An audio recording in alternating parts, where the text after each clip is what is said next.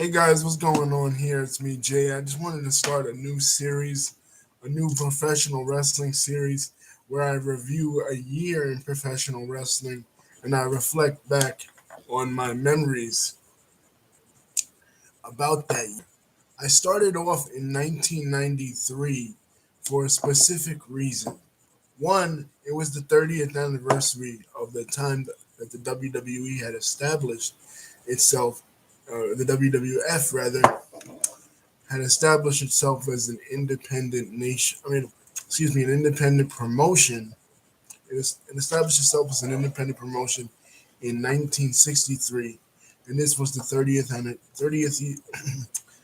anniversary of it existing as an independent promotion. I also chose this year because although I started watching professional wrestling in 1990 with Hulk Hogan and the Ultimate Warrior being my first major wrestling pay per view, I really started paying attention really heavily to storylines and to things going on in 1993. Also, another reason why I chose this year was because it was a time of great transition for the World Wrestling Federation. Hulk Hogan was no longer there. The Macho Man Randy Savage was there, but he was a commentator. Jake the Snake Roberts was no longer there. The British Bulldog was no longer there. And many of the 80s stars had now either went to WCW or they were no longer in the main event scene. So it was kind of a crazy year. And WWE this whole year was trying to introduce, excuse me, I keep saying the WWE. It's a force of habit, as we all know in history. The World Wrestling Federation, or the WWF, did not become the WWF until 2002. But the WWF at this time was experiencing a lot of transition. A lot of the older 80s wrestlers that we had all grown up with, the 80s and early 90s wrestlers, were no longer there and were being replaced by newer wrestlers. So instead of Hulk Hogan and Macho Man Randy Savage, you had Shawn Michaels or Bret Hart. Instead of the mid-carders like Tito Santana, you had mid-carders like Razor Ramon. Instead of tag teams like the Hart Foundation and the British Bulldogs and Demolition and for a while the Legion of Doom, you had the Steiner brothers and the Beverly brothers. So all those older generation guys were being phased out with the newer generation guys, and this was a significant change for Vince McMahon. The year started off with the Royal Rumble, and right again, the first match, right off the bat, just like I said, the Beverly brothers versus the Steiner brothers was the first opening match of 1993, the first opening match of the Royal Rumble that year. And while the Beverly brothers existed in professional wrestling or in the WWE before, still they weren't really given a prominent position because there were so many other tag teams that were there before. So here they are now, positioned as a top tag team, and the Steiner brothers coming in from WCW, top stars in WCW, finally making that transition to the WWF, and they're given a top spot. And it's no surprise that they win. One of the main storylines that they're focusing on, again, another guy moving from the WCW to the WWF, is Bobby the Brain Heenan bringing in Lex Luger to the company as the narcissist. Now, Lex Luger initially, when he left WCW in 1992, he was brought in to be the face of Vince McMahon's World Bodybuilding Federation. But since the World Bodybuilding Federation completely failed because the concept of having bodybuilding on pay-per-view is, well, a failed concept, Vince McMahon decided that he was going to bring in Lex Luger as a wrestler, as a main foil to Mr. Perfect. Keep in mind, a little background, Mr. Perfect had just turned heel on Bobby Heenan and Ric Flair. He was formerly the executive consultant of Ric Flair, like the manager, the second corner man.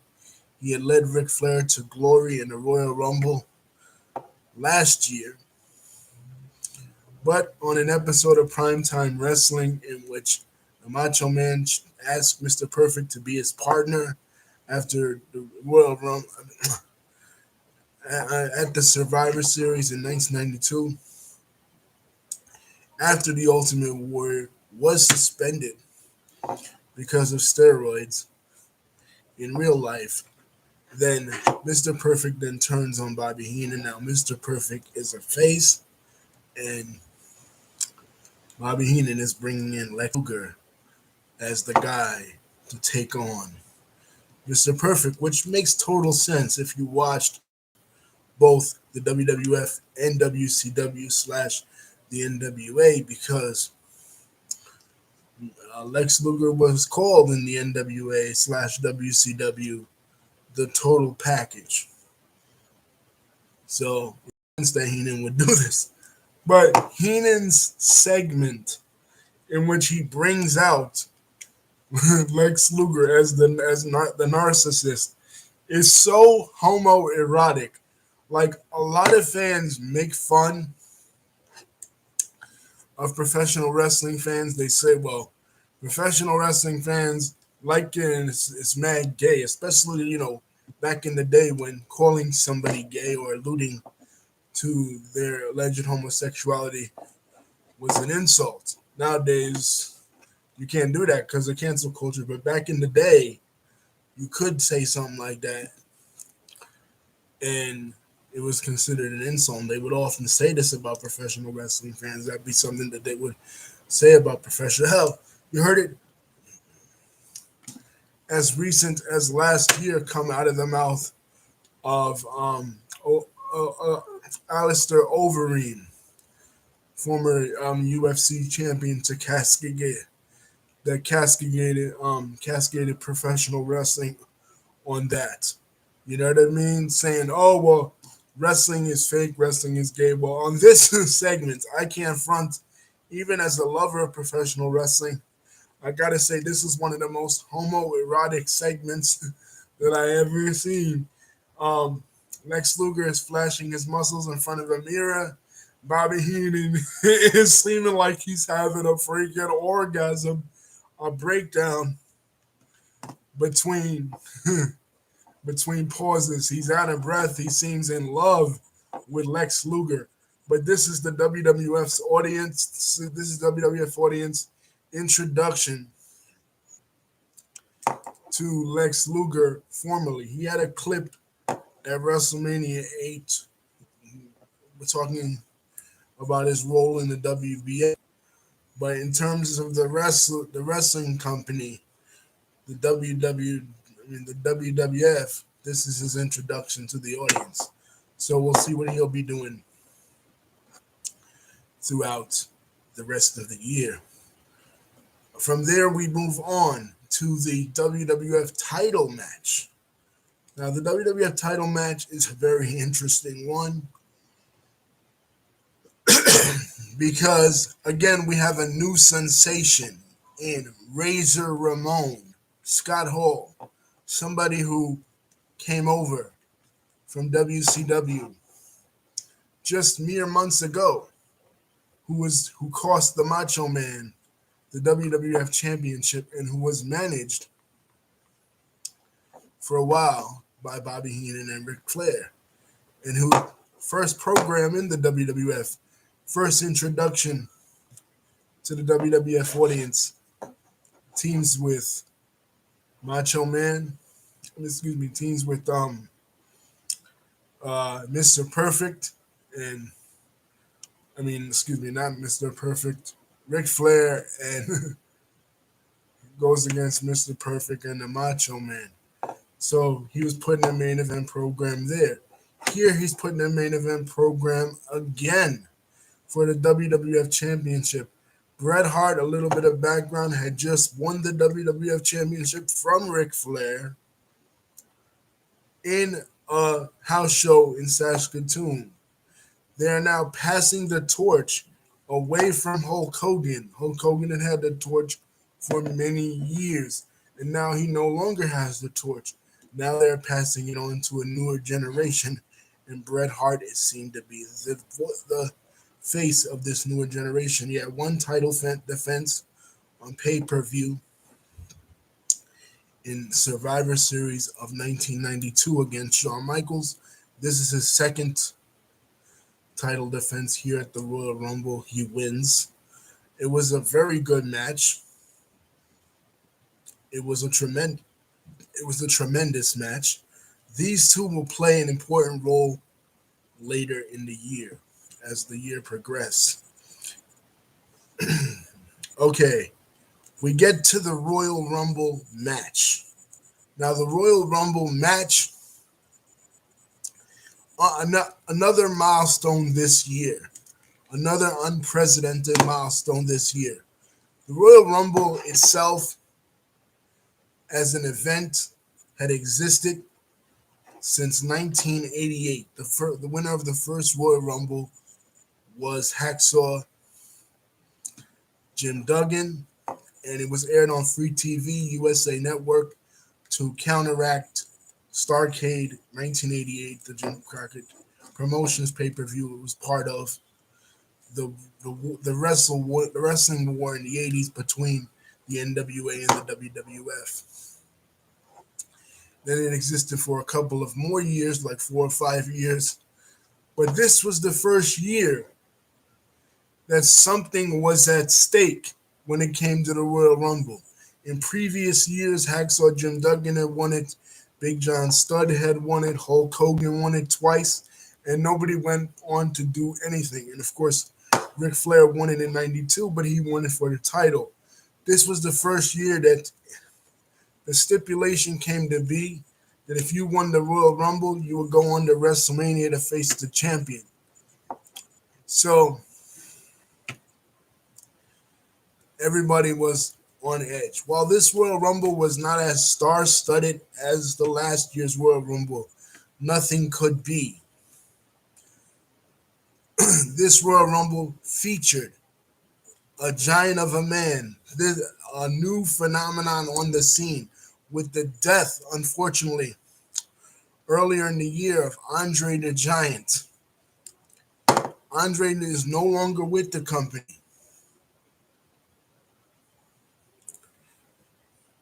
So the void that Andre filled is not the void that Andre left behind is now filled in the person of the man who wins this Royal Rumble, and that is Yokozuna. Yokozuna in the white trunks just plows through everybody, including the Macho Man Randy Savage, who tries to pin him in the match. Yokozuna is the winner of the 1993 Royal Rumble, which means he will go on to WrestleMania to face, presumably, Bret Hart. Some other things that happened in January of 1993 that changed the game of professional wrestling was the debut of Monday Night Raw on January the 4th, 1993 in the Manhattan Center. Prior to that, since like 87, the WWF had aired a primetime show, of course, Primetime Wrestling, featuring Bobby the Brain Heenan, and Gorilla Monsoon. Now they were moving to something live, something more intimate, something more in touch with their New York roots. And the first episode featured the main event of The Undertaker versus Damien Demento, and a focus on the Rockers storyline. As many remember, the Rockers had broken up in 1992 on the Barbershop, in which Shawn Michaels had turned heel. But Marty Jannetty was fired from the company and was not able to fulfill that. So during the Royal Rumble event, Marty Jannetty um, has a match with Shawn Michaels that is infamous. People always still talk about this match to this day because this was the match that Marty Jannetty was apparently drunk at and was fired again. And then and then of course months later he would come back and he would defeat Shawn Michaels with the help of Mr. Perfect, and that would lead to the debut of Kevin Nash, aka Diesel, on Monday Night Raw. Okay, so now we move into February. At this time in the WWF, they didn't have um they didn't have monthly pay-per-views. They would have the Royal Rumble, and then they would wait until WrestleMania, and you had a February. So a lot is going on in February of that year. We're seeing the debut of Doink the Clown. We're seeing the debut a wrestling clown portrayed by Matt Bourne. We're seeing the repackaging of Crush, who was formerly a member of Demolition, and who is now um, not not that. And we're also seeing the intensifying of the Marty Jannetty and Shawn Michaels feud moving into WrestleMania. And Bam Bam Bigelow is becoming a huger part of the storylines. Bam Bam Bigelow, he's finally back. He was there in the late 80s, and then he went to the NWA. He wrestled there for a while, and then he went to Japan. But in 1993, he's a huge part of the program in 1993. You're going to see him a lot. He has a tremendous match on Raw with Bret Hart later in the year, jumping around a little bit when Bret Hart gets into his feud with Jerry the King Lawler, and that's something else I want to mention. During this year, because business was not great for the WWF, Vince McMahon reached out to other promotions, other companies, in order to do business with them. And one of those other companies was Jerry the King Lawler's USWA based in Memphis, and the other company was Jim Cornette's Smoky Mountain Wrestling based in Tennessee, based in the Smoky Mountains of Tennessee. So for the first time ever, we're starting to see Vince McMahon, since the national expansion in 82, work with other promotions, not WCW, obviously, but we're starting to see him work with other promotions. In February of 1993, what do we see? Unfortunately, the death of Kerry Von Erich. Kerry Von Erich dies at the hands of unfortunate suicide, and also we see the death of Dino Bravo. My specifics on the death of Dino Bravo are great. Go back and watch the Dark Side of the Ring episode. Apparently, it had something to do with Canadian organized crime and him owing money for cigarettes, but he also passed away in 1993. And Kerry Von Erich. Now, Kerry Von Erich's situation is very tragic given the history in the wrestling world that many wrestling fans will know the history of the Von Erich family. All the sons are passed away except for Kevin, and I think Kerry was the last of the last. And he really struggled with his career. Unfortunately, he made it to the WWF late in his career. They wanted him earlier, but he was loyal to his dad.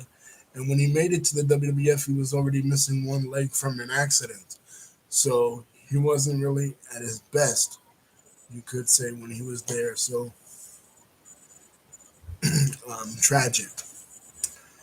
Now we're in March.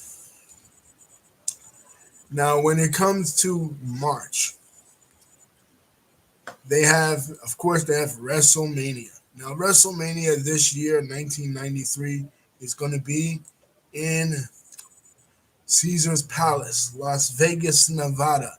Ever since the Royal Rumble, they're running with this theme. They're running with the theme of this Roman theme, this Roman gladiator theme. People are dressed in togas.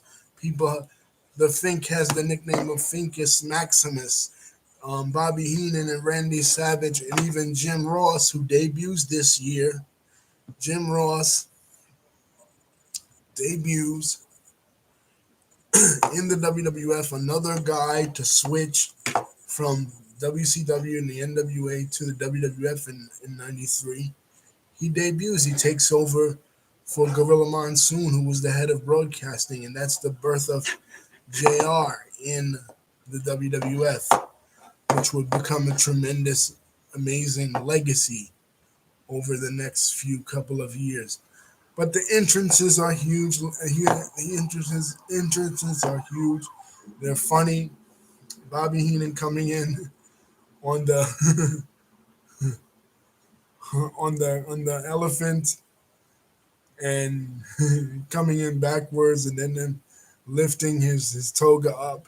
And as Randy Savage said, Caesar's Palace, Las Vegas, Nevada. They don't have rafters, but if they did, they'd be hanging from them, brother.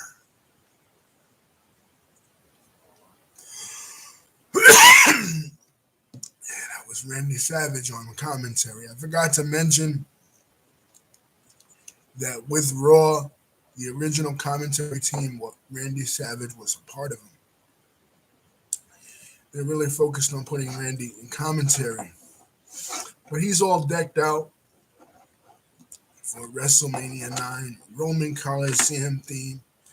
A lot of people don't like WrestleMania 9, but to me, in my opinion, as a lover of history, as a history buff, loving that kind of antiquity type era, loving the Greco-Roman thing, the look of it was great. But as far as the matches, I can see where people are coming from.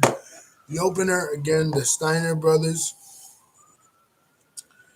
Pushing the Steiner brothers really, really hard. They are taking on the Head Shrinkers, and they defeat the Head Shrinkers in a tremendous match. I think was the greatest match on the card at this night. Yeah. Head Shrinkers are also being pushed. Fatu and Samu. Fatu, who would later become Rikishi, is making his debut in 1993. Now,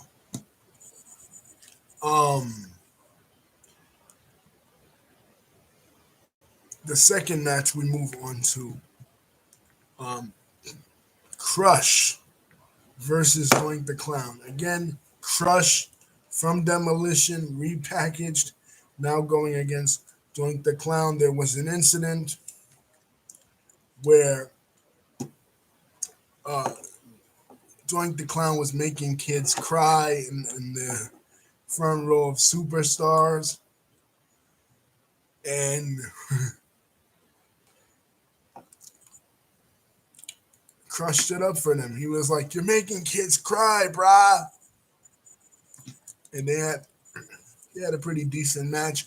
But at the end, Doink the Clown comes out, and there's two Doinks.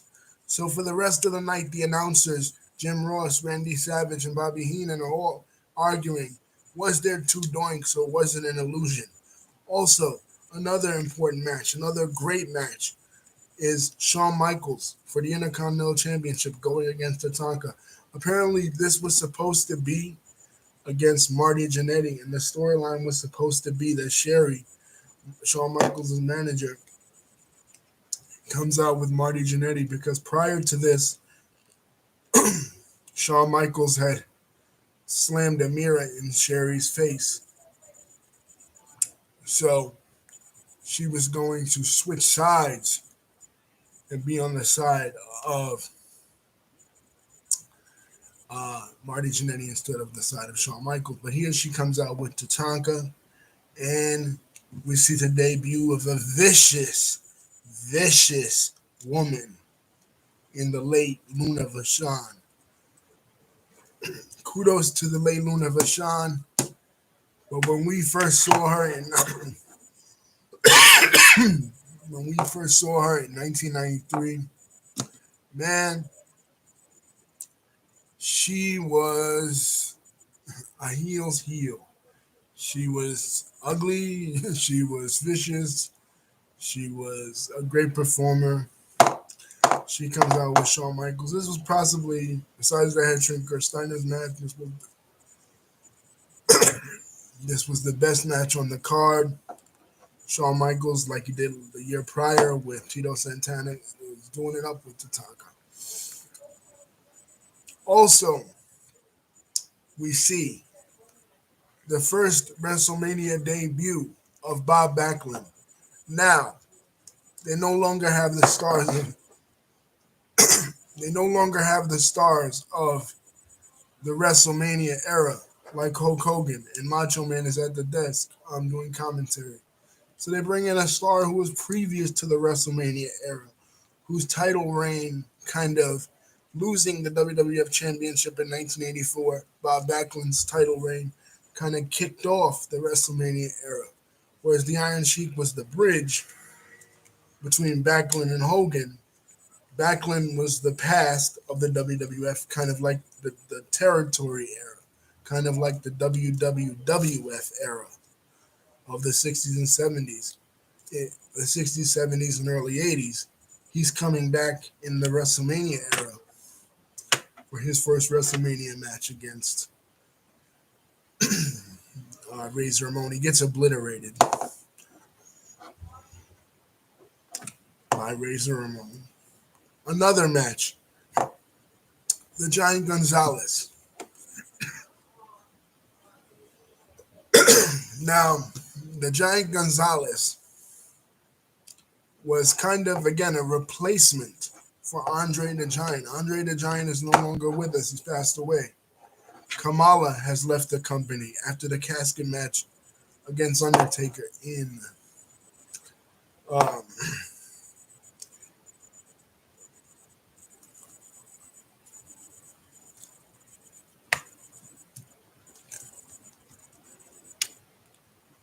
Survivor Series 1992.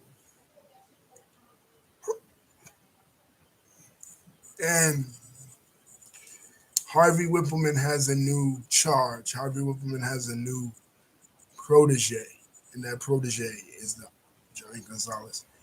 During the Royal Rumble, he clears out completely the whole roster, and he even leaves the Undertaker laying. Now, this was the closest up until this point that the Undertaker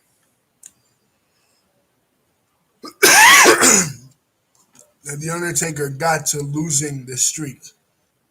Streak wasn't even a thing. He wrestled Jimmy Snuka. He wrestled Jake the Snake Robbins, and he's wrestling the Giant Gonzalez. Now, this was one of the Undertaker's worst matches, but the entrance was cool. He came out with a crow, and then he put chloroform. The Giant Gonzalez, put chloroform on Taker, and then Taker almost died, but Taker won the match by a countout. Okay, now with the main event. Yokozuna has been wreaking havoc in the WWF. He destroyed Hacksaw Jim Duggan on an episode of Superstars. He banzai dropped Hacksaw Jim Duggan, put the American flag over him. So now the American people are looking for revenge in Bret Hart. Earlier in the night, they were at a press conference. The narcissist Lex Luger, who also made his wrestling debut at this pay-per-view in a match against Mr. Perfect, he